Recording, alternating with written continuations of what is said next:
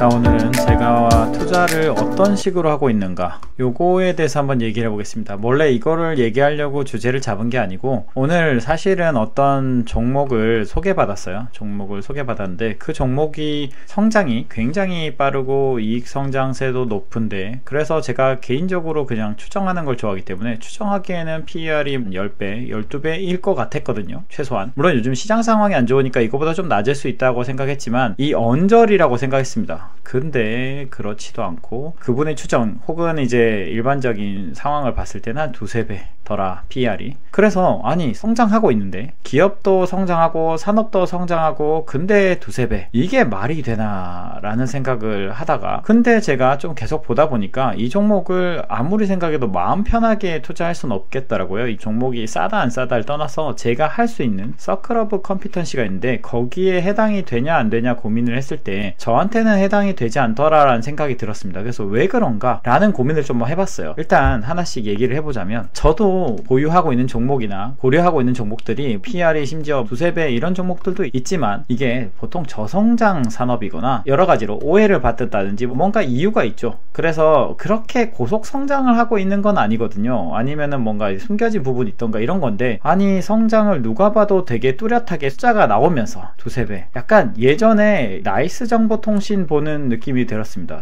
나이스정보통신이 예전에 2011년인가 2010년인가 그때 PER이 3.x배 뭐 이랬던 것 같거든요. 근데 다들 이 회사의 성장이 어디까지인지 모르기 때문에 라는 이유, 저도 이거는 이제 깊이 고민하지 않았기 때문에 대부분이 얘기하는 얘기를 들었던 건데 그런 느낌이었습니다. 그래서 이 성장이 어디까지인지 모르겠고 벤사의 위치에 대해서 사람들이 잘 이해도가 낮기도 했고, 그래서 그랬는데 결국에는 이 회사가 그 밸류에이션을, 낮은 밸류에이션을 받다가 결국에는 계속 성장을 이뤄내면서 주가가 올라간 케이스죠. 그래서 그런 종목을 보는 느낌이 들었습니다. 근데 아니 분명히 그러면 성장을 이렇게 하는데 PER이 두세 배면 정말로 싼 거잖아요. 아니 성장이 있는데도 불구하고, 그리고 앞으로도 성장할 가능성이 좀 높아 보임에도 불구하고, 근데 왜 나는 여기에 끌리지 않을까, 혹은 여기서 약간 불편함을 왜 느낄까 생각을 해봤습니다. 그래서 좀 고민을 해보니까 여기부터는 이제 제 생각이에요. 그래서 사실은 제가 항상 말하지만 투자는 정말 다양한 방식이 있기 때문에 이거를 빠르게 성장하고 이렇게 싸면은 대부분 좋아하는 게 정상이고, 그렇게 해서 성과가 나는 것도 되게 많습니다. 근데 저에게 그냥 안 맞는 것 뿐이에요. 그 안 맞는 이유를 한번 찾아보니까 저는 성장성이라는 게 양날의 검이라고 생각하는데, 성장성이라는 거는 되게 많은 경쟁자를 끌어들인다고 생각을 해요. 그래서 사실 이 굉장히 열려있는 시장, 앞으로 좀 좋아 보이는 시장, 돈이 되는 시장, 혹은 이익률이 높은 시장, 성장률이든 이익률이든 뭔가 높은 데는 경쟁자가 당연히 들어온다고 생각하고, 그래서 굉장한 혜자가 있지 않고서는 저는 좀 약간 좀 꺼려하는 경향이 좀 있는 것 같습니다. 예를 들어 코카콜라처럼, 너무 극단적인 사례인가요? 코카콜라처럼 중독적이고 입지도 탄탄한데 예전에 해외로 수출하던 시절이 있었으니까 그러면 성장성도 보이고, 이런 회사면 그래도 고민을 해볼 것 같은데, 뭐 그게 아니라 자기가 정말 과점적 입지 혹은 독점적 입지에 있는 것도 아니고 일원이다, 성장하는 시장의 일원이다, 이 회사는 그렇거든요. 그러니까 정말 파편화된, 어떻게 보면 프래그멘티드 된 시장에서 원오브 댐인 상황이다. 하다못해 다른 업체, 나정통 때는 과점 업체가 몇 개 있었는데 이거는 굉장히 많은 플레이어가 있고 거기서 이제 성장성이 두각을 나타내는, 그래서 뭔가 저는 이렇게 너무 말도 안 되게 싸다 싶을 때 제일 먼저 드는 거는 의심이 먼저 들고요. 근데 그 의심이 해소될 만한 뭔가가 있지 않고서는 이 회사를 쉽게 못 사는 스타일입니다. 이 의심을 해소할 만한 거면 예를 들어 과점이거나 아니면 또 정말로 오해 발견할 만한 상황, 그런 상황들이 있어야 되는데 그런 상황이 저에게는 그렇게 많은 상황이 있지는 않은 것 같고, 얘가 과점으로 해서 그걸 헤쳐나갈 수 있다, 나중에 뭐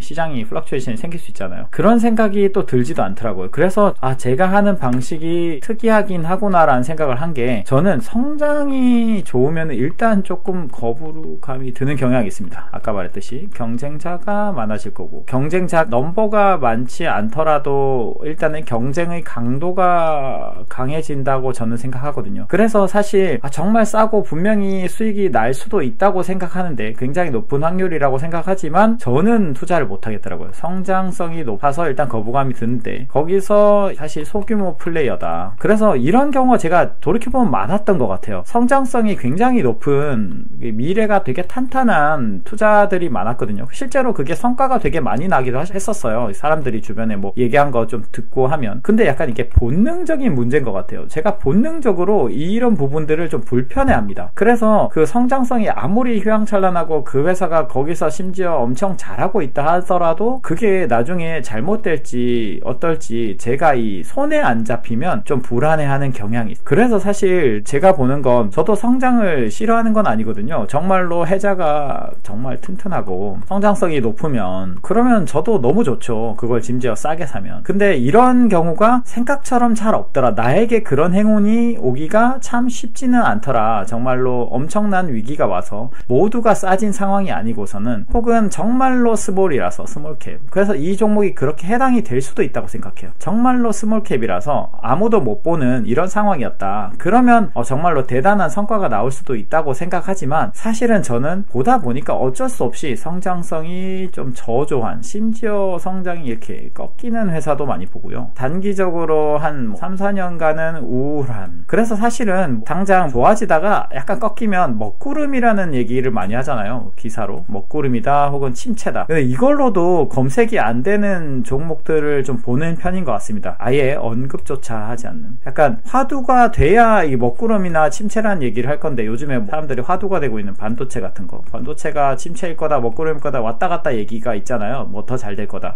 저는 자세히 안 봐서 잘 모르지만 그런 기사들은 많이 보고 있습니다. 근데 제가 보는 종목들은 이 약간 언급이 안 되는 종목이에요. 언급이 안 되기 때문에 어떻게 싼 거를 자꾸 찾고 상황적으로 싼 거를 보려고 하다 보니까 남들이 싫어할 만한 상황을 봐요. 사실 저는 이런 생각을 하거든요. 계속 얘기 드리지만 제 주관적인 생각입니다. 자, 실질이 이렇다 치면 실제는 더 많이 변동한다고 생각합니다. 그게 무슨 말이냐면 실질이 파란색으로 이렇게 움직인다고 치면 사람들의 심리는 이거보다 더 많이 변동한다고 저는 믿습니다. 그러니까 어떤 일이 좋으면 좀 더 과잉 반응하고 그 다음에 안 좋은 일이 있으면 더 안 좋게 생각하는 경향이 좀 있다고 생각하거든요. 그래서 사실은 어떤 게 만약에 좀 좋다, 산업이 예를 들어 성장성이 있고 매력이 있다 라고 생각하면 투자를 좀 꺼려하는 경향이 제가 본능적으로 있는 이유가 요런 상황일까봐 그래요. 기대가 더 높을까봐. 그래서 사실 정말로 사람들이 보기에는